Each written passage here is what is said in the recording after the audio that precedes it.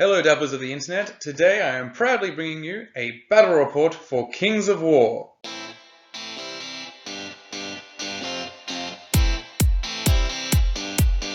Now before we get into the battle report, it's important to remind our viewers that this channel is not your average channel. I have my wargaming content, which will be mostly Kings of War, but my wife also produces a whole lot of stitching content. So if you're happy to have both of those appear in your feed, then please give us a subscribe and, of course, like this video. So lockdown has finally ended in the state of Victoria in Australia, and we can finally get to each other's places to play some games of most important game of all, being Kings of War. Now, I had a lot of different games arranged, and I had a few already just to get myself back into it, but I didn't want to turn those into battle reports straight away. I felt that I wanted to make sure I was fully up with the rules before diving into something as big as making a battle report. Now today I'll be making a battle report a bit differently from my first two, in that these will not be video battle reports. I'll be going for the kind of slideshow style that you see more for tournaments from Andy2D6 and Steve Hildrew on Death by Dragons.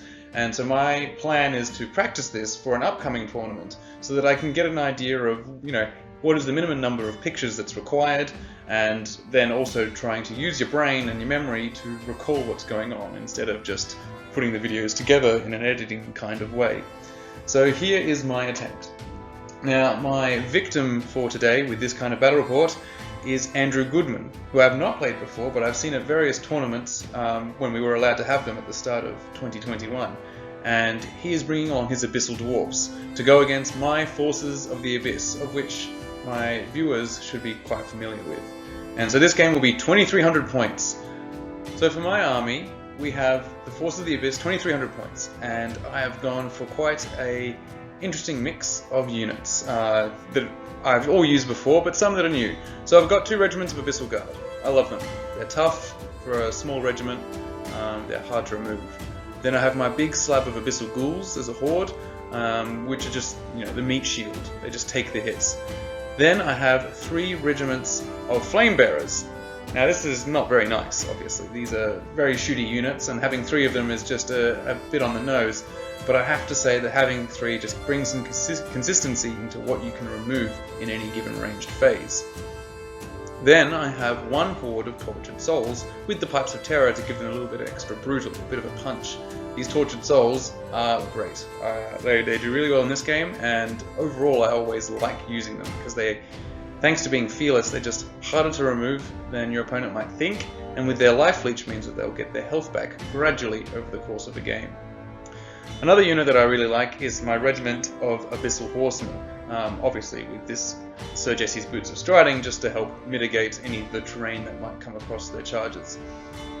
But the Abyssal Horsemen, fantastic. I love them because they have their crushing as well as the Thunderous. Any cavalry unit that relies 100% on Thunderous is a bit harder, which is funny that I'm saying this because then the next unit I have is the Hellhounds, which just have Thunderous. But what they have is also a boatload of attacks, 24 attacks with the regiment. And obviously I gave them the Potion of the Caterpillar to make them move as freely as they like with their nimble, because that's what really is good about them. A unit with 24 attacks with speed 9 and nimble, it just gets around everything. I also have my Archfiend of the Abyss with a Meat of Madness, which I completely forget about the entire game. I mean, it is just a +1 to wild charge, but geez, it maybe might have made a difference. But it doesn't matter, I forgot about it, and I don't think it made a difference, but this Archfiend is always good value in a list. Then finally, speaking of good value, there is the chief among good value units within the Forces of the Abyss, and that is the Manifestation of Baal. This guy has everything. He has combat potential, and then he has shooting potential, and he can't get shot because he's stealthy, so it just means that, things like war machines that would normally be hitting my monsters, which they do love shooting in my Archfiend, just can't really be bothered targeting Baal because they know that it'll just be wasted shots. And so, yeah, he's fantastic, and he can fly, and so he does pretty good in this game as well. And then finally, I have, instead of my regular Abyssal Warlock, I have Zazuzu the Betrayer, Zazie Boy himself. And so what's good about him is actually what he becomes in Clash of Kings. Right now, I took him because I have taken him using Clash of Kings rules, and we weren't playing Clash of Kings today, and I was just thinking, oh, he can't be that much different, but it turns out he is quite a bit different, and it's not in a good way, so I'm glad the Clash of Kings kind of evolved him a bit with his betrayal mechanic. Now on to Andrew Goodman's Abyssal Dwarf list, and it is a punchy one. So we have the two troops of gargoyles, just to act as the good old chaff to get in the way and stop me from doing my thing and allow him to do his thing. Then we have 2 hordes of lesser obsidian golems, and these are armed with magma cannons. So that just gives them that extra shooting potential. Not the same number of attacks, but that does help them when they're slightly out of range of charges or they're not ready to charge. Then he also has 2 hordes of Abyssal Grotesques, one of which has the Sir Jesse's Boots of Striding, which will be made obvious in the game. These are great because they have that regen ability and they also hit quite hard. I think of them as tougher Molochs, essentially. Then we have the 2 Angkor Heavy Mortars, just to rain down heavy destruction upon my units, and 1 Greater Obsidian Golem, just also like the regular Obsidian Golems, is just to be tanky and just also hit like a ton of bricks. We also have 1 Hexcaster, which I completely underestimated because I thought, a Hexcaster, that doesn't sound pretty nasty, but it turns out it really is, and it did a whole lot of damage this entire game. Then he also has 1 Ironcaster to escort the Obsidian Golems, with his Surge ability, as well as extra healing thanks to Shroud of the Saint. And we have 1 Abyssal Half-Breed Champion with a Blade of Slashing just to get in there and do some extra wounds. And then finally, the real chief of the army, which is the Overmaster on Ancient Winged Half-Breed with Pipes of Terror for extra brutal. So it is a real fighting machine, and this guy does give me lots of consternation throughout the game. A bit of foreshadowing there. So the scenario that we picked was Fool's Gold. Why did we pick Fool's Gold? Most people try and stay away from the bluff token scenarios because they're just a little bit more effort setting up. But, as Andrew Goodman pointed out, with our lockdown having been for 4 months, it's these kinds of scenarios that are really hard to do on digital platforms such as Universal Battles or on Tabletop Simulator, because the ability to have tokens that are marked in a way that you can't tell what they are is actually really difficult. As far as I'm aware, in Tabletop Simulator, there's not really any easy way to do it, because the problem is if anything is a unique token, it will say so when you hover over it. So unless there's a third party that's putting down the tokens, it doesn't help. So let's go into the scenario, since some people may have never played it. So what each player gets is 5 bluff tokens each, and 2 of them should be marked with a 0 on one side, 2 will be marked with a 1, and 1 marked with a 2. So you have this collection of tokens and you place them face down in your opponent's half, taking turns and keeping them all the appropriate distance from each other and blocking terrain and the board edge, all that kind of stuff. And then the fun starts when you flip them over at the end of turn 3, so suddenly everyone realizes where they were going. Now obviously you know where you are going because you placed the ones you're after in your opponent's area, and likewise did he. But the fun is finding out where theirs was, and usually you can guess, but the idea is that you don't want it to be sometimes obvious. I didn't really care all that much. And obviously the number on each token, so the 2 with the most value, is how much it gets scored at the end of the game when you have your units near it, or you have the greatest unit strength near that token. So it's a fun kind of game where you get to place these tokens around in a little cheeky match, and just try and see if you can get the right tokens and see if you can remember, because it's also a bit of a memory game if you forget where they are. So now we have deployed. So I skipped over the whole deployment bit, but you can see the 2 armies facing off here, and you can see the tokens all face down, scattered throughout the battlefield. So we've got tokens along here, and there's 1 underneath these grotesques, and then we have some tokens over here, and then there's a few others that I think are hidden underneath units, but it's most of these tokens, the 4 there and the 4 here, that are the most important. Now we'll go through the deployment of each of the armies, but you can see that I've kind of gone for a bit of a layering effect because I do have quite a few things I want protected, whereas the way Andrew is set up is essentially making sure that the gargoyles don't get shot off by my flame bearers, but everything else is so tough it doesn't matter if it's right at the front. But he also doesn't have that many big units in terms of size. They're definitely big in terms of presence. Looking at Andrew's deployment from the right flank going across, we can see right here is his ancient half-breed, ancient winged half-breed. That's what it is. It's such a title. Overmaster on ancient winged half-breed. There we go. And we also have the grotesques right here, which are slightly up because there is a token beneath them. That's why the base is off. And they're pivoted in such a way as they're ready to diagonally start moving across to my army.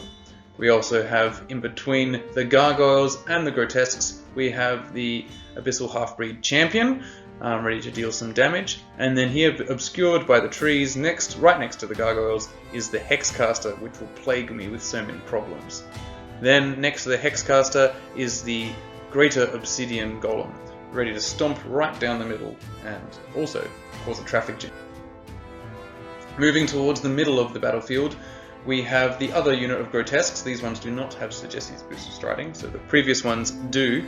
And behind these grotesques we have the gargoyles, looking very pretty. They're a very good unit there.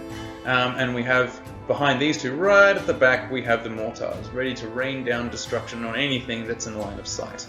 At all. As they will. Then on the left flank, this is facing me, so his right flank, we have the 2 units of Lesser Obsidian Golems with their Ironcaster here to help babysit them and bring them across the battle in a little bit faster fashion than they otherwise might. And these are fantastic models. He really loves the River Troll unit, River Trolls from Warhammer Fantasy, and so he has painted them up to look more golem-like, so you've got this kind of stone look. And I guess in their magma cannon is quite visible what the magma cannon is, because it's definitely not handheld, that's for sure. So there, these look really good. So just for anyone watching, don't be confused. These are the Obsidian Golems. We don't have any goblin trolls invading the battlefield. Now onto my deployment, where I confusingly swapped to the other side. So this is actually my right flank. We have right on the edge my Hellhounds, so that's what these are. So these are the Seekers of Slaanesh, or the Hell Striders of Slaanesh. So these are the Marauder variant, which I painted up to be my Hellhounds, because I just thought they're just a very cool looking model. But they're height 2, so don't let their crazy huge whips deceive you into thinking they're height 3. Then we have over here, so that's the same Abyssal Guard units. So 2 of them right next to each other, ready to stomp up forwards, and we have Zazuzu behind them, who will use his Betrayal ability to essentially put wounds onto all nearby units to bump up his lightning bolt. And in this case, to absolutely no effect. But we'll see what happens when that happens. And then in the forest we have my Abyssal Ghouls, which will be moving up nice and slowly through this forest, but I don't really care, because all they need to do is move on to objectives. That's their whole goal in life. But behind them, ready to charge off should they die, are the Abyssal Horsemen.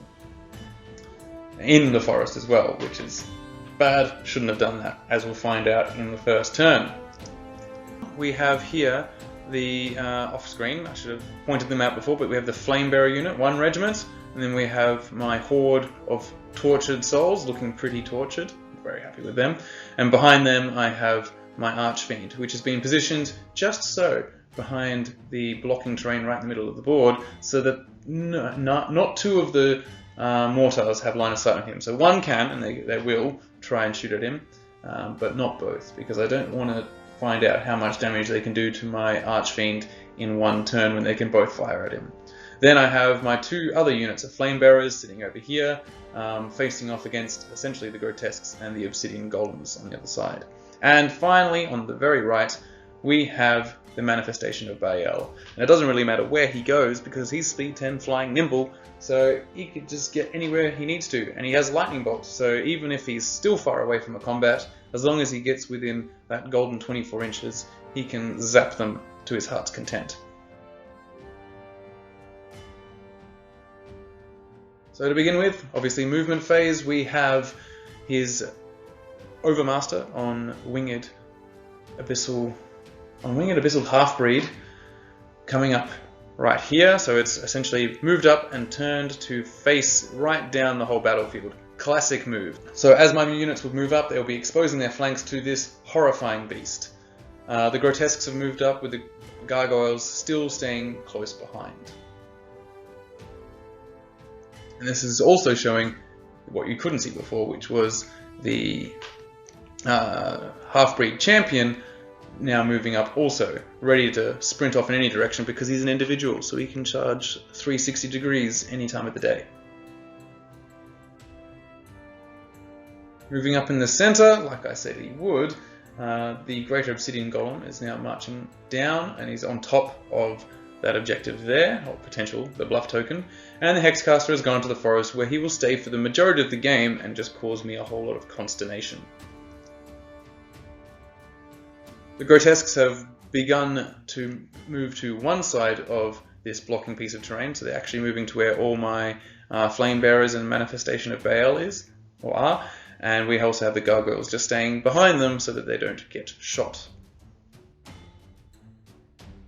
And finally, we have the the obsidian golems moving up along with the Ironcaster, who then cast Surge as we enter the range phase, moving these guys just a little bit further forward. Not an amazing amount, but it's Surge at the start of the game, so if you're going to do bad Surges, you might as well do them at the start.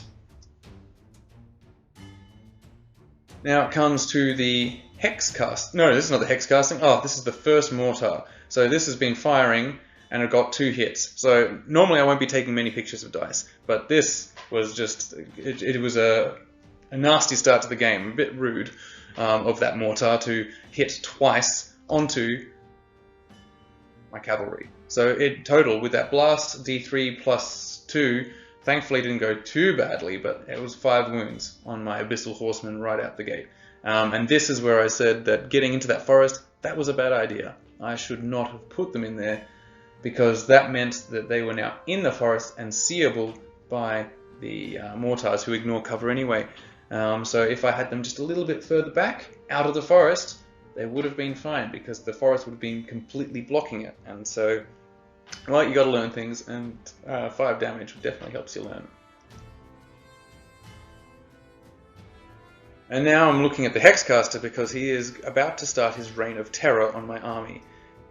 Casting Hex, and I only did 1 damage, because in case you're not aware, the Hexcaster is unique in that his Hex spells and weakness spells have the ability to also cause damage. But he casts them on my Zazuzu, and I will proceed to cause much damage to myself using Zazuzu, and I shouldn't have. But I was too keen to use his lightning bolts, but he is now hexed, and that's what this number 1 token denotes.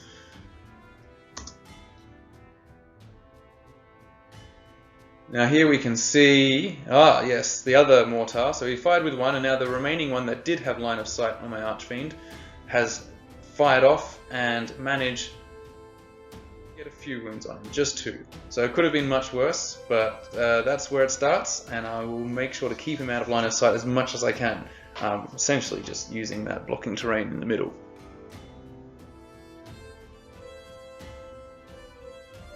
So at the end of the range phase, as you do, we roll their nerve tests, and the Abyssal Horsemen are wavered. So that just throws everything into a bit of a disarray. It's not too bad, because my Abyssal Ghouls will continue to march up, and the Horsemen will be able to catch up with them, no problem. But it just means that everything is delayed by 1 turn, as these guys just sit around and do nothing. So yeah, fantastic.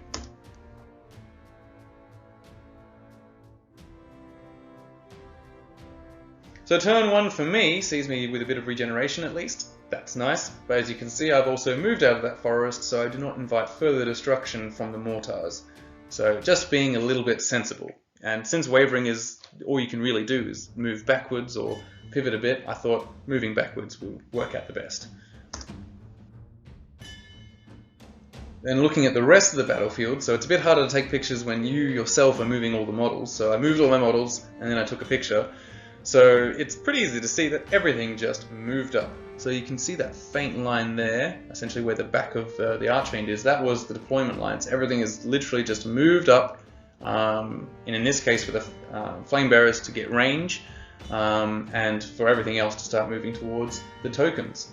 My goal, because spoiler alert, I'll tell you where I put my 2-point token, and that's the goal. I need to get 1 2-point token and one 1-point at least. and that's my goal in this game. And so these guys are on course to get to the 2 point that is underneath this obsidian golem. And then also the Abyssal Guard just moved up to deny any flanks on my precious Abyssal Ghoul unit.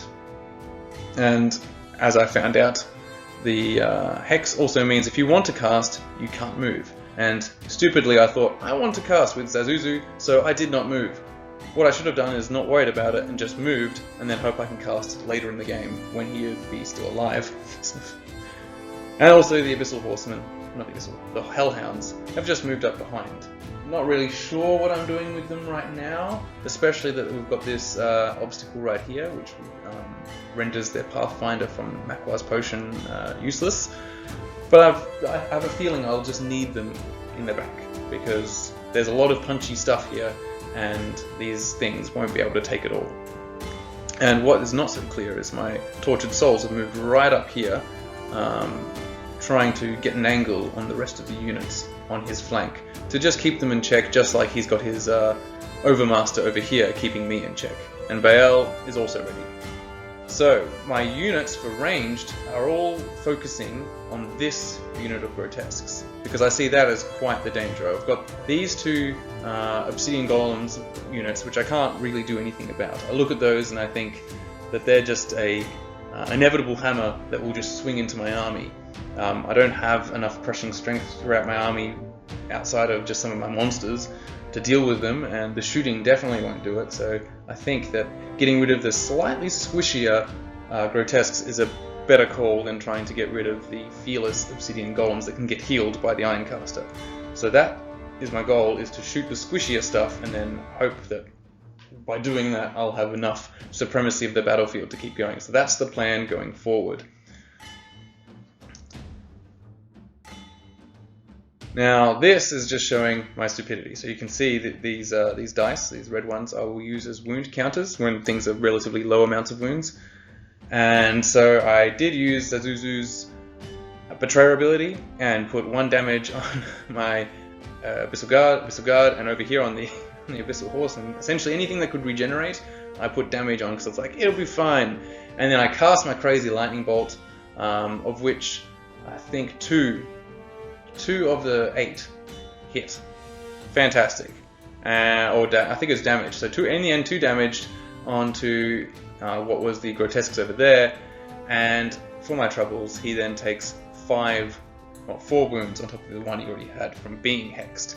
So he's taken 5 wounds. Fantastic. That was really smart. I should have just moved. But there you go. Don't underestimate the hex from a hexcaster. Yeah, and I'm just further being able to show my stupidity here with all the dice. But in good news today, all my Flamebearer Fire and Baal's Lightning Bolt that converged on this single unit of Grotesques led to 7 wounds and led to them being wavered. So now I've got 1 turn where I don't have to worry about what they're doing. And that means 1 more turn of essentially shooting them in the face until they die, if I can.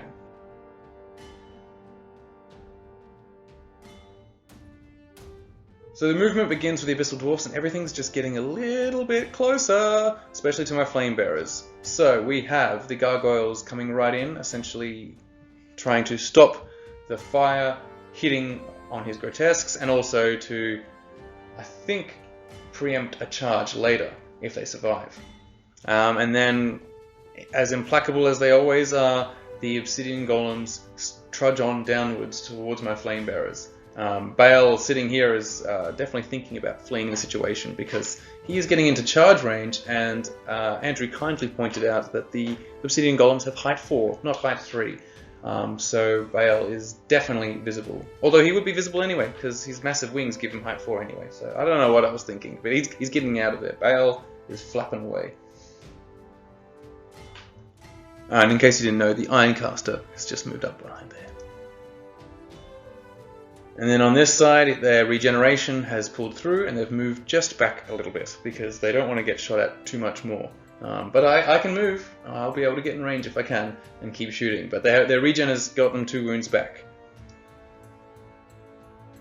Over here, you can see cheeky Overmaster on Winged Halfbreed has come down to the back of my lines. It's already used all its pivots to get down here, so, and it's I think it was a march move to get that distance.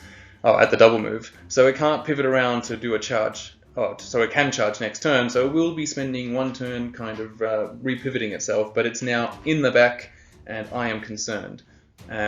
What is also in the back, which doesn't have me nearly as concerned, is the Abyssal Half-Breed Champion, but he does pack quite a punch, as I'll find out later. But he's back here, as well as the crazy big, giant, winged demon thing.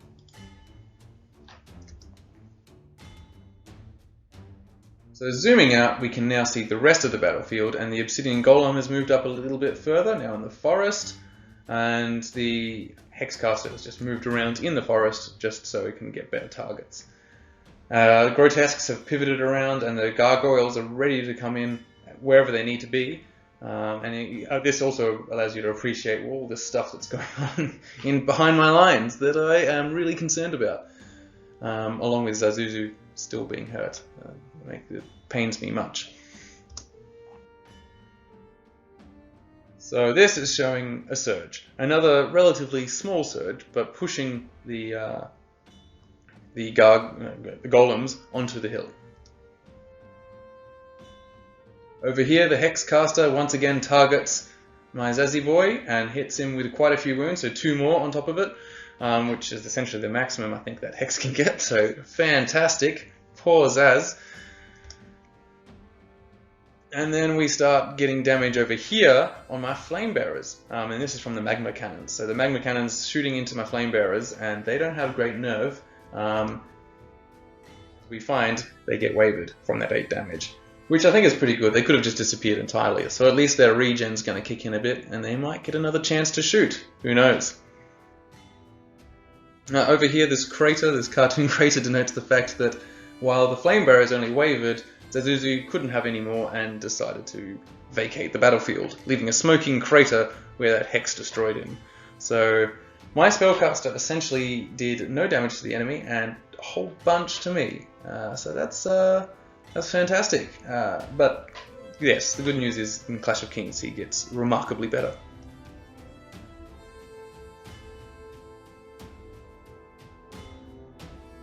I have now started the phase of regenerating my army. So if you've ever played against or played Abyssals, the main thing you'll be doing is trying to remember to regenerate all your units, but also remember which units do not have regenerate so you don't accidentally regenerate and bring upon the ire of your opponent. Because no one wants wounds coming back that they rightly put in and shouldn't get back. So these guys have regenerated 3, which is fantastic, so they'll stick around a little bit longer. And that is most of the regeneration that I thought was worthy of capturing by photo. But there are a few other things. Everything regenerates a little bit, and I tend to not take pictures of it unless it's wildly relevant, or I'm very proud of it. But just in the course of having less pictures, I didn't want to take a picture of every single regeneration on each unit. But you can see now how I've positioned. So again, a picture after I've done my movement. And what I've done is the Flame Bearers have moved back a bit, for merely just the fact that they might be able to shoot one more time in their lives, while these Flame Bearers have stayed exactly where they are so that they can continue shooting at the Grotesques, which are just within their range. Bale has flapped his way to behind these Flame Bearers and to also have range on them, those Grotesques, with his Lightning Bolt. The Flame Bearers on the other side, the Lonely unit, have moved up just enough so that they too also have range on the same Grotesque unit. And my Archfiend has pivoted in just such a way so that neither of the Mortars have line of sight of him behind this blocking terrain here. So like that, they are just out, and it seems to be the only part of the battlefield in which he is entirely safe from their wrath. So this is where he will sit for at least this turn. And he has pivoted just a little bit so that he has line of sight on the Gargoyles. On the right side of my battlefield, we have the Tortured Souls, again moving up to show their supremacy and make anyone think twice about charging, or make sure that they charge really hard, especially since these Grotesques are not really facing them, so they don't really feel all that bothered.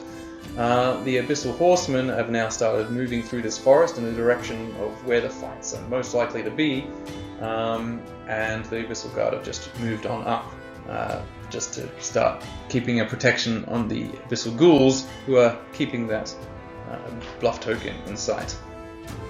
And finally, right over here in the corner, slightly out of the picture, the Hellhounds are moving slightly back so that they, and I should have checked, that they have an arc on the Overmaster on Winged Half-Breed.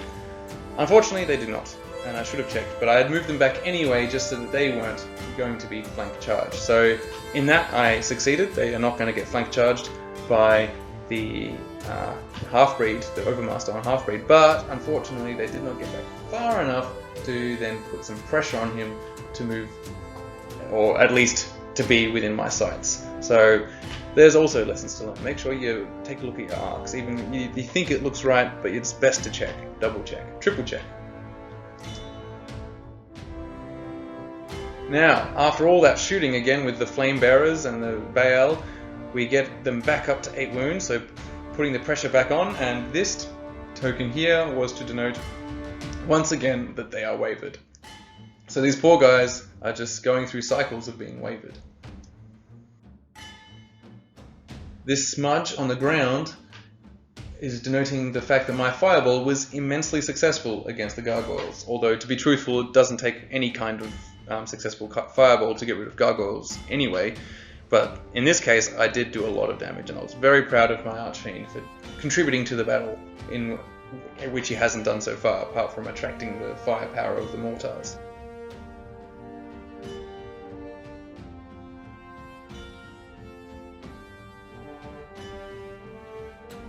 So starting off turn 3 with a bang, we have charges, which we didn't have before. So we have the golems that were on the hill now charging right into my flame bearers that were wavered. So they are doing their job in being a meat shield between them, these golems, and Baal, and the rest of my army as well. So we all know how that's going to go. That's not going to go very well for the flame bearers, who have defense 3. Up here, the other movements that have occurred is the Ironcaster has decided to put a claim onto the hill, and these golems are now facing in the direction in which they want to go, which is the rest of the battlefield, so that they may contribute to society. On the other side of the battlefield, there are also a bunch of charges. So obviously my temptation of Abyssal Guard was too much, and so everything was sent in. We have the Greater Obsidian Golem going into 1 unit, along with a flank charge at the same time with that Abyssal Half-Breed Champion, who was down here and just zipped in for fun. What I have there is a token to show that his zipping in did cause him to be hindered thanks to the obstacle in the way, so at least he won't be putting in all that much damage, but it is not a good situation for these Abyssal Guard here, who already have some wounds. These Abyssal Guards are not really in any better situation, if not mostly worse, because they've got the front charge from these grotesques and a flank charge from the gargoyles. And so these two combined will definitely get rid of it. Although what Andrew has divulged to me since this battle is that he thinks that putting these gargoyles here rather than here to protect his Obsidian Golem was a bad idea, and that he should have put them there to protect them from the tortured souls that I've set up so nicely. I agreed, and they will generally not do that again. Because gargoyles into a flank, while fun, that's all it is. They're not a requirement for winning any particular battle, because they are rather flimsy, especially against high defense, such as these guys.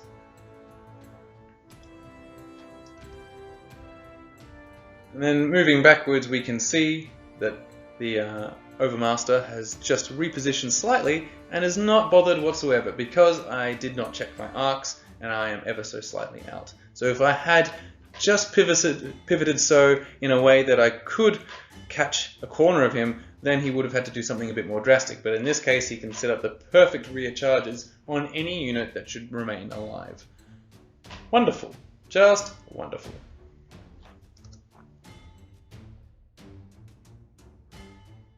So this is also showing what I think was the last thing, which was that these guys have pivoted around just to face the rest of the army for when they feel better and want to actually get into the fight. which may be very soon because they're facing the right way, and I'm quickly losing units that are able to put in the firepower. This angled photo now shows the horsemen once again, since they are once again in a forest, getting shot at by the mortars and getting put back up to 5 wounds after all the regeneration they've been doing the last 2 turns. So good on them, but let's hope this time they don't get wavered. I don't think they do. So they can continue on with their job, which is killing. So that is good for me. But what is not so good is the wounds that have now been put on my Archfiend. This not from the mortars, who are happily pounding into my Abyssal Horseman, but instead from the Hexcaster, who can see this giant winged demon of height 6 very easily, and is just zapping away with the Hex. Obviously this means I wouldn't be able to cast Fireball, but unlike Zaz, I've learned my lesson now that I will not try and cast anything, and I'll just use him as he should be used, which is, bringing his great scythe to bear, eventually. So lots of shooting going on. Now onto the combats. So with no surprise to anyone, the Flame Bearers evaporated very quickly, and the successful Obsidian Golems now get to reform and face the rest of my Flame Bearers in that region. So those guys will be soon gone as well. So this is not great news for me. You can see here the damage. It was 14 damage, so it was a Snake Eyes situation for them to stick around, and it did not eventuate in this instance. Moving to this side of the battlefield, the Grotesques proved successful in their attacks against the Abyssal Guard. So the Abyssal Guard did die. They got up to, as you see here, 19 damage from a combination of the Grotesques, and actually these Gargoyles chipped in a lot of damage as well. Whether it was needed, it's who's to say. Maybe their contributions were what really tipped it over the edge. But either way, the Abyssal Guard are gone, and it's now these Abyssal Guard that are left to hold the line. And they take about 6 damage from both of these.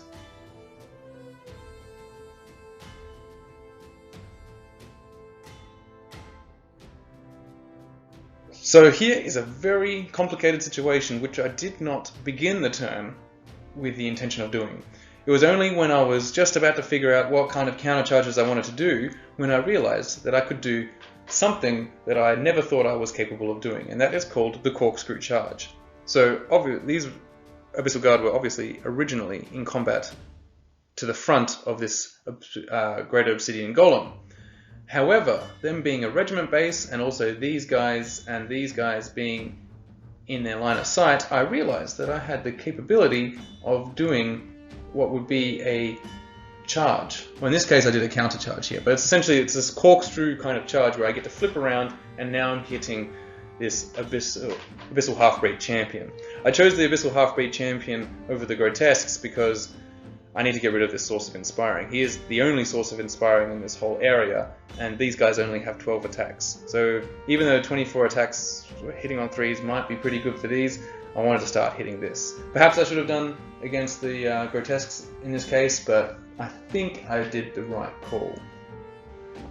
It is only upon editing and after some discussion I saw on Kings of War Fanatics that I actually realised that this is not a corkscrew charge, this was a counter charge, and that a corkscrew charge was not possible in that case, because even though those Grotesques were in my front and I could see them, I can't withdraw and be an inch away, so therefore a withdrawal in that situation was not a legal option. So the counter charge was actually my only option, so I'm glad that I ended up with a counter charge to the Abyssal Half-Breed Champion. But in any case, I managed to do that corkscrew charge. But what that really did was that changed how the footprint was against the Great Obsidian Golem, and I opened up this little corner right here. And if you recall, my knights, my horsemen, were right there in the forest facing this way, and so all of a sudden I have this ability to get that charge right there on that edge. And so I charge in both with the Abyssal Horsemen, which I didn't think of before, but now that these guys have pivoted, the Abyssal Guard have changed sides, there is now that gap, and I've done that flank charge as was predicted with the Tortured Souls, who have been setting themselves up all game for something like this. So we've got two things going into what is one of the hardest units around, and hopefully that will be enough. Obviously, in this charge, I activated the Boots of Striding for my Abyssal Horsemen, who also regenerated a lot, because you can see that their 5 went down to a 2. So good on them. And these guys regenerated, the Abyssal Guard too, as they also regenerated 2 wounds. So regeneration is working for me. What else I'm showing is, hello, here is my Archfiend. He's come over, he's no longer safe on the other side, and he can't do a fireball, so he might as well get in here to the forest and get ready for a charge at some point. The main thing I was trying to do was trying to keep an eye on now that Overmaster that's been in my back lines, because he's going to cause a lot of problems, but with my own Big Daddy hanging around the back, now they'll have to fight it out or just stare at each other. And the Flame Bearers have just moved up to keep shooting and putting pressure on those grotesques on the left. And cheekily, you will see, what I've done, before all these charges occurred, I had marched at the double, moved my ghouls as far as they could go to get out of the way to allow this charge to occur, but also to get within range of that bluff token. And they have done so unperturbed the entire game. No damage has been done to them as of yet. So that spells good for me, because these guys have a nice big high unit strength of 3, and they are pretty hard to remove. At the drop of a hat, you can't do it. You need to put in quite a bit of damage over the course of the game. Zooming out, we can also see that I have Baal coming in. So with this guy in my back line, I realized that I need to get rid of him, and so I've brought all my forces to bear. Although Baal can only see him where he is now, he won't be able to see perhaps where he might be later because of this forest in the way. But bringing him in will allow me to hopefully get a grips on this crazy situation that I've got over here. And also, let's face it, the 2 hordes of lesser obsidian golems is just unsavable, so I've just let that be what it is, a festering death trap for all my flame bearers on that side, and anyone that was anyone has evacuated the scene. And so these are those unlucky flame bearers, but they were lucky in this one instance in their shooting, and that's all they needed to do. They removed those grotesques once and for all with their shooting. Obviously this means these guys are now going to be sacrificed to the Obsidian Overlords, and these guys will no longer have any more targets because everything else is in combat, but they have done a great job in removing that over the course of what is now 3 turns. So coming into the combat, I managed to only do 2 wounds with my Abyssal Guard. So you see the Abyssal Guard are not that great in that they only have regular attacks. There's no crushing on them. My Source of Bane Chant imploded, so I don't have him around. So I was relying on their raw 12 attacks, hitting on 3s but wounding on 5s, so I only did 2. But I did waver him, so that's something. What is something, and exciting, is the removal of the Greater Obsidian Golem. So thanks to that flank charge, they have 18 attacks, it goes up to 36, and they're hitting on 4s, and they've got their Thunderous 1, no, Crushing 1, not Thunderous, they get Thunderous and Clash of Kings.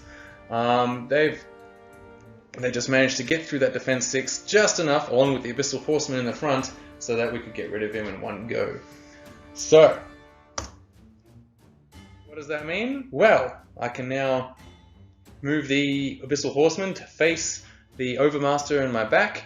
The fight continues here with the Abyssal Guard, and I've just jogged along with my Tortured Souls so that they are now putting pressure on everything else, and there's not a gap that's big enough for the Gargoyles to get in.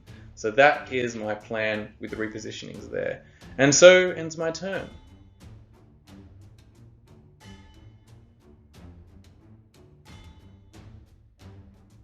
So I'll be showing just the objectives that we flipped over. All the ones that we flipped over that were 0, just we took away. There's no point keeping them. So, in the corner that no one will ever touch, right here is a 1. And then there's a 2 where both of his obsidian golems had been heading towards. So that, not all that surprising, but I wouldn't have also been surprised if it was on the other side either. But I guess he didn't want to put all of his units on the side that there was the 2, so I did. We flipped over these ones here, so there's a 1 up there, there's a 2, there's another 1 over here. Hopefully I took a picture of it. And there's a one down here, which is very exciting because most of my army is right here already.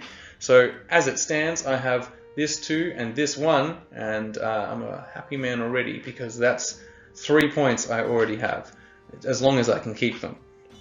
That's the tricky point, because we've still got many turns potentially, if there's a turn 7, to go. So, to no surprise, the Overmaster has done a charge, but this time into the Abyssal Horsemen that were facing the front. Could have been a charge into the flank of the Abyssal Guard, but that wouldn't really have helped in any case, because then he would be open to charges from all over the place. So I guess the idea is to get rid of the biggest threat, which is this cavalry right here, and then hopefully that the rest can come to the rescue when they kill some stuff too. And so that is what's happening. The Grotesques have now done a right turn and charged right into my Abyssal Guard to hopefully also clear up some units. So if they can clear up the Abyssal Guard and the Abyssal Horsemen, you'll have supremacy of this side of the battle once more. But my Tortured Souls are ready to get into combat in my turn. And the Abyssal Half-Breed Champion has just moved back because he was wavered and feeling very sorry for himself. On this side, the Obsidian Golems continue their relentless assault on my Fame Bearers, and so these guys will now act to claim one more unit for whatever tithe that they need to collect. I don't think they have to collect anything, they're Obsidian Golems, so they're inanimate essentially. Well, they are animate, but they are not sentient. That's the word I was after. So that's what's going on that side. These Obsidian Golems are now trying to traverse the other side or the north side of this piece of terrain, and they also want to chip into the battle, and hopefully, I think, they wanted to get to these Abyssal Ghouls before they really get too far. Now, what started happening here is the ranged phase. The Mortars have begun their assault on my Abyssal Ghouls in a hope that they will eventually remove them. So it's already 4 damage on them, which is not inconsiderable, but when you have a 21-23 nerve, it's not really going to phase you whatsoever.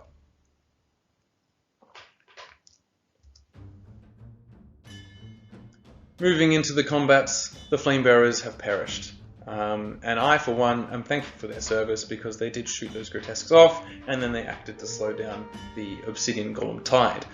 In this case, I don't think these Obsidian Golems are now going anywhere because they probably want to reverse towards that 2-point objective that they have left behind.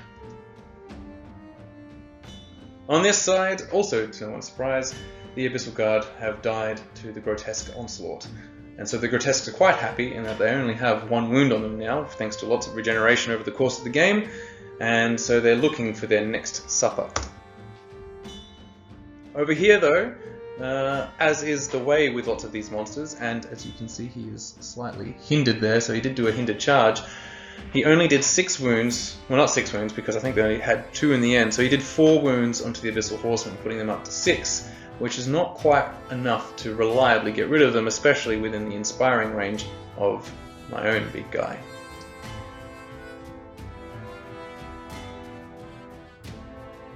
So with that inability to remove the Abyssal Horsemen, I have acted upon it by bringing in, on both flanks, some pretty powerful units, as well as the Abyssal Horsemen countercharging from the front. So we have the Hellhounds in one flank and the Archfiend in the other flank. Overkill? Perhaps.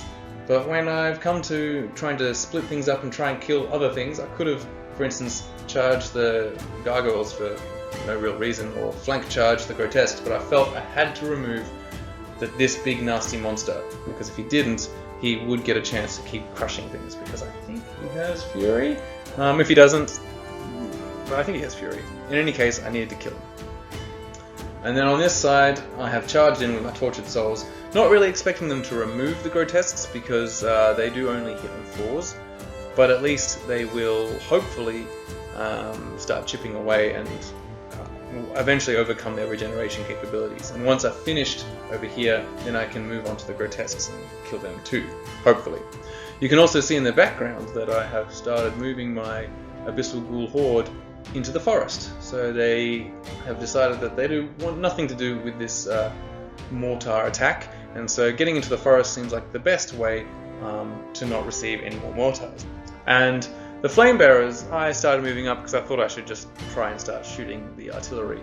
to give them a piece of their own medicine, but this is probably not a very good idea because, well, I just didn't think what else they could really do apart from move to another objective, of which I don't think they have the capability to do so. And Bael has now moved around the forest with the intention of zapping some gargoyles. And I did try and zap the gargoyles, here with 3 damage, but it was not enough to remove them, which normally 3 damage would be, but 3 damage was pretty dismal from his lightning bolt, 7. And with the combat, as expected, we have the demise of the Overmaster.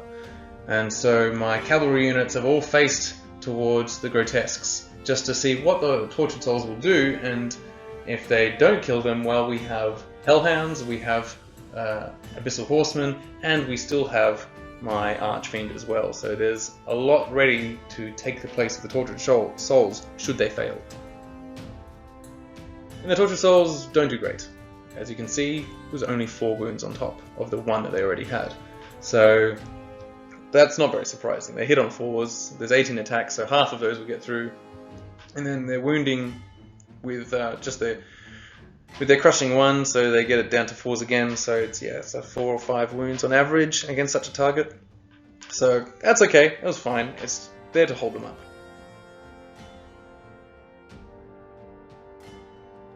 So, as I kind of predicted, I knew that these guys needed to get back, so these these obsidian golems are now reversing towards the objective there in the corner behind that hill, so they can get those 2 points, while these obsidian golems are continuing their march upon the rest of my army, should they get there. Then here we have some more charges going on, so we have the charge from the grotesques into the Tortured Souls, and a charge from the Abyssal Half-Breed Champion into my Abyssal Horsemen to put some pressure onto those, because the Abyssal Horsemen are actually a little... These aren't Abyssal Horsemen, Hellhounds. The Hellhounds are a little bit more fragile than the Abyssal Horsemen, with only Defense 4 and 13-15 nerve. So if anyone's going to get rid of them, it could be the Abyssal Half-Breed Champion, because he does have quite a few attacks.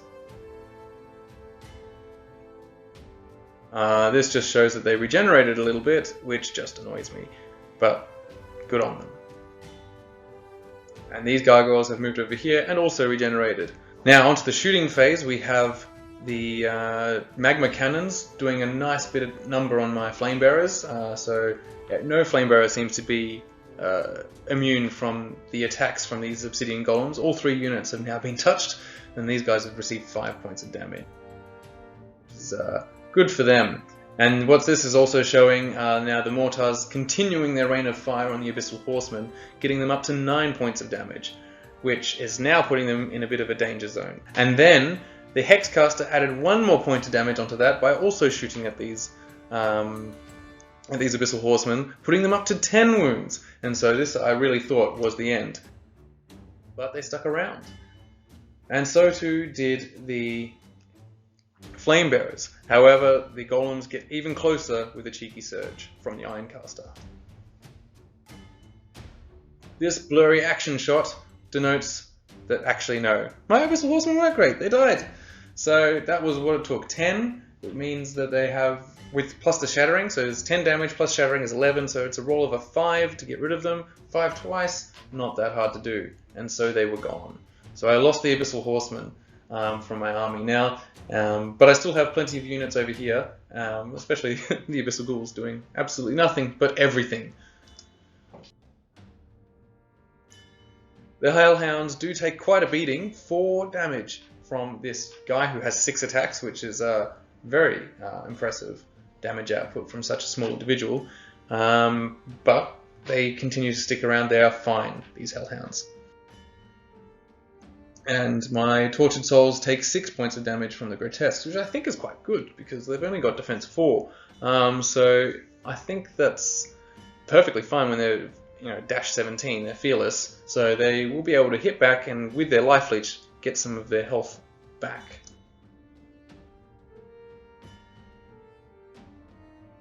So it's an after movement shot once again, and you can see some of what I've done. Bael has just moved up to slowly chase these gargoyles, which are running away or flapping away in fear, to cast another lightning bolt in their direction. What I have done is I've decided to ignore this Abyssal Half-Breed champion with my Hellhounds. Because they have Nimble, they could just disengage, do a right-hand turn, move here, and then do another left-hand turn to face the flank of the Grotesques, which they had line of sight of before, and just charge right into their flank, along with the counter charge from the Tortured Souls. So hopefully that will be enough, because as we saw last time, when it's 24 attacks and then it doubles to 48, that is going to lead to some damage, for sure. But I can't leave this Abyssal Half-Breed champion just sitting there to do whatever he likes, so the Archfiend has decided to come in with his big scythe and whack him away, hopefully. And just showing here, the ghouls have just continued their foray into the forest while maintaining their 3-inch distance from that objective. And over there, we just have the Flame Bearers, which I think actually did get wavered. I think that's what that token showed. So I just missed a picture to show that wavering on them. And I don't really take a picture in my turn of the other side of the battlefield where the elementals are, the golems, because it doesn't really matter. I don't have anything over there. So for all intents and purposes, this right-hand side of the battlefield, to me, is the battlefield. I need to get the objectives that are available to me. And in case anyone was wondering, there's one underneath those gargoyles. And as soon as I indicated those gargoyles, you can now see that objective, which they were previously hiding. And that was thanks to another lightning bolt from Bael. So his value for the entire game has been thanks to his lightning bolt and his ability to fly. He did nothing with that sword that he carries around. It was purely decorative while he visited his lightning capabilities on any enemy he could find. And in this case, it happened to be the gargoyles. So perhaps not a worthy target, but one that needed to die so that we could get this objective off them.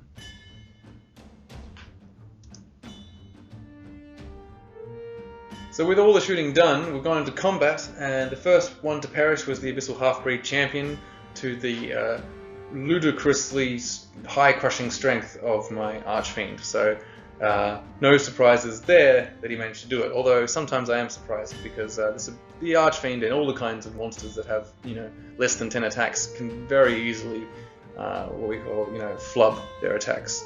You can just roll dismally, and this was not one of those cases, which is nice. Moving on to this combat, it was enough to get them wavered, with 11 damage in total being done to them. However, it was still not enough to get rid of them. But that's okay. I will regenerate a bit, but them being wavered means that I get one more chance to take them out. And what I have here is showing some of the life leech, because yeah, life leech is good. You can get some heals back.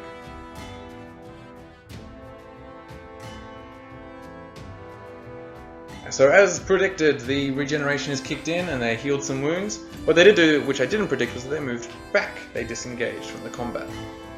Over here we have the golems moving again to put some more damage onto my flame bearers with their attacks. And yeah, that's about it. There's not much else to show for the movement. But the shooting is still considerable. Those mortars remain untouched and they continue to pound down on my units and put a few more wounds onto my Archfiend and get him wavered. So he's wavering now, which is not great.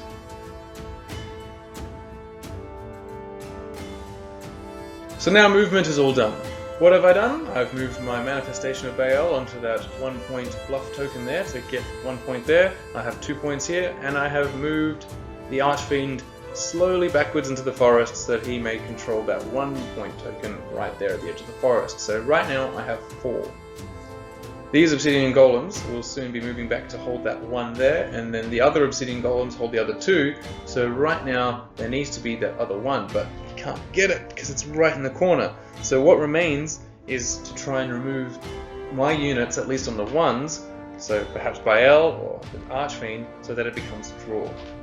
So I believe that is his tactic now, is to shoot enough to get rid of those. Because unfortunately these Grotesques are not in a position to bring back the battlefield here. But they will try. I think they did. We can see here the damage there. Oh, well, I apologize for not showing that picture. They must have done about 10 wounds there, or 5 wounds on top of the 5 they already had, which is quite considerable, but what one would expect from some Grotesques. But my counter-charging with the flank charge and the front charge again was enough to remove them. No surprise when you're rolling 48 attacks plus 18 from the Tortured Souls. So now I have dominance on this side of the battlefield, with the exception of their little lonely hex castle. So I move my Tortured Souls up, just in case something should happen to Bale. These Tortured Souls can get on that objective if they need.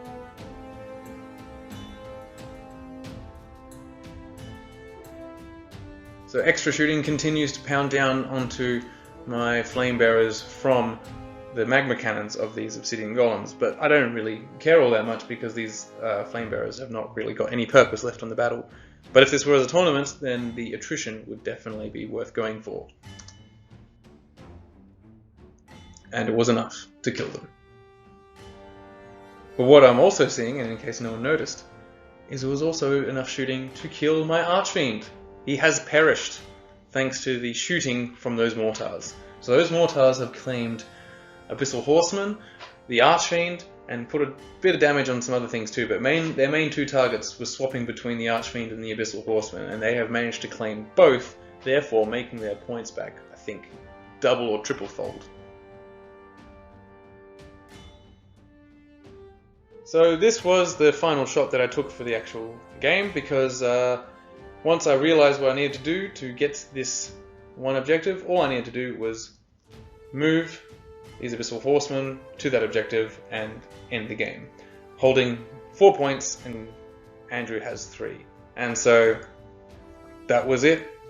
It was essentially done by the time I had more units on this side, and that there were more objectives, and there was nothing that he could do to grab the one in the corner. And it was, up until that point, quite a nail-biting game where especially with that first charge that was coming at me on turn 3, I was very overwhelmed by that charge, and having the big guy out the back, the Overmaster, everything was quite concerning, and so that's why I did a lot of kind of positioning to make sure that units were ready to meet that.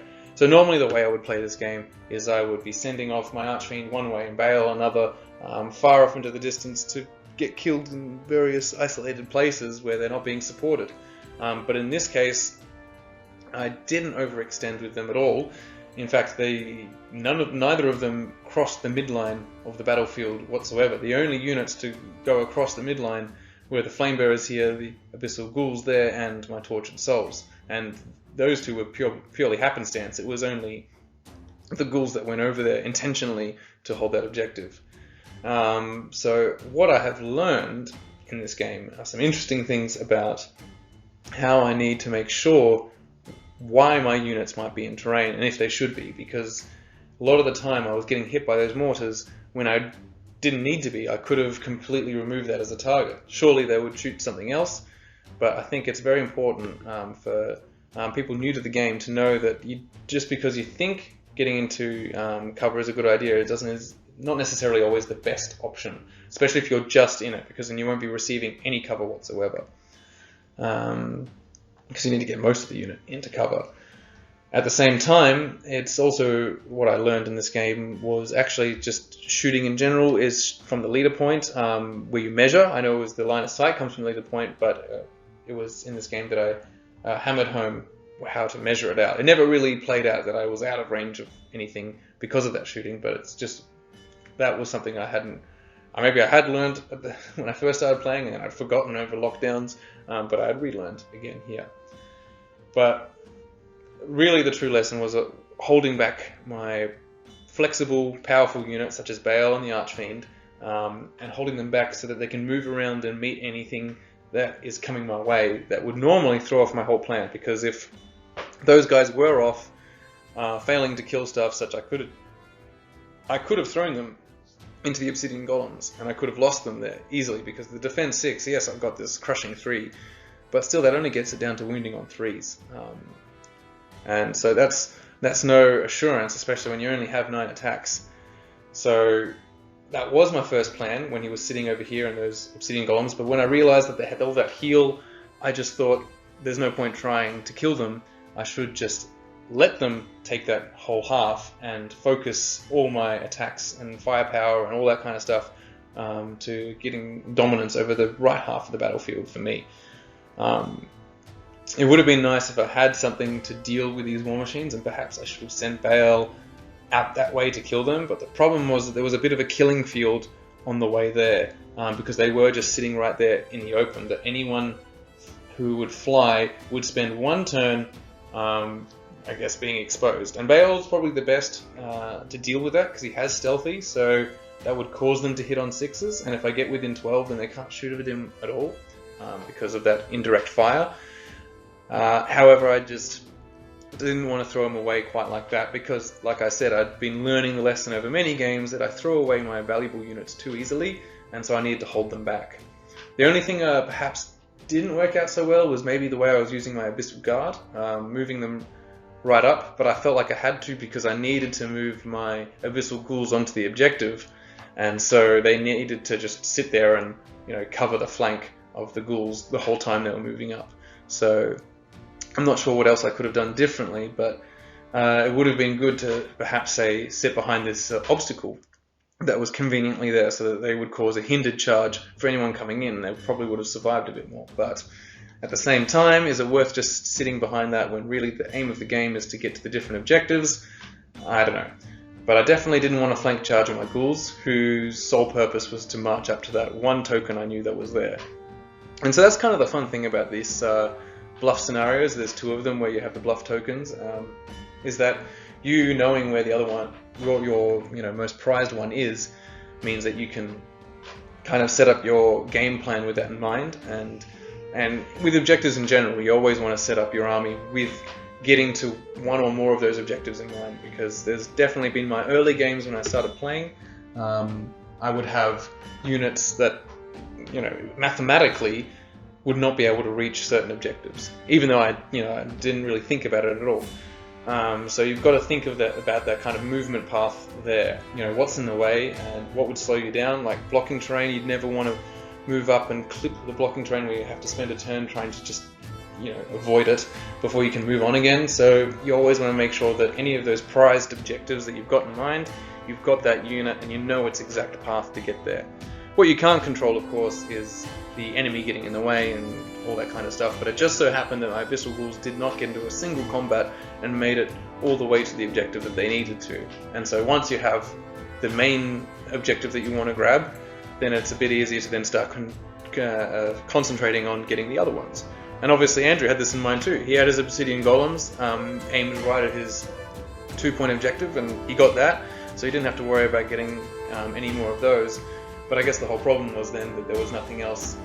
Well, he had plenty, he had these grotesque, but they were split up. So I was able to shoot at one, and the other one was then coming down with gargoyles to help it, obviously, but and also the Overmaster and the Abyssal Half-Breed. So there was a lot of things coming down, and obviously it's a lot of luck, but because there was one Snake Eyes roll in this game, and that was on the Tortured Souls when they were getting hit and they were at that 10, they got a Snake Eyes and stuck around.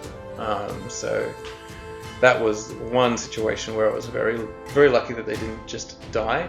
But even if they did die, I think it could have been okay, because they would have turned to face my Hellhounds, which wouldn't have done much damage in the front, that's sure, because they have Thunderous Charge and they've lost it. But at the same time, they still might have gotten through enough to kill him, and I might have put in Bale or the Archfiend to start killing. So it's hard to say what is the crux of it, but yeah, that's the double. It's always good to acknowledge the double ones when they happen, as well as the double 6s, because that's part of the randomness. And if you don't say them, you may be looking like you're just, I'm a great player. When sometimes these things happen, and you've got to acknowledge that they did help you. But yeah, it was a great game, and Andrew was a really fun person to play. He has a wonderful table, which you've all been able to see. A big table tennis table with the mat on top, and yeah, it was just a nice environment to play in. So looking forward to playing him again, and hopefully he wants to play me again too, and I might take more pictures again for that one too. So let me know if this format was okay, if there's anything else I need to do. I definitely need to get a handle of animations in PowerPoint, because there were things that were moving that weren't moving fast enough, or probably I shouldn't have even made move and just done it in post in editing, because trying to set up the animation timings when you've only looked at the slides really once is not usually how I do PowerPoint presentations, especially at work. Normally you practice them many times. But when there's 112 slides, you're not practicing it. You're just going to go through it the once after you've set it up nicely, but you're not going to do anything else. So this is the last slide showing that final move that I needed to make. And yeah, it's a victory for the Forces of the Abyss, which I'm very happy with. And yeah, this is a good, fun army, which I think will only be improved by the Clash of Kings. So if you anything else you want to say, put it in the comments below, and I'll see you in the next battle. Bye!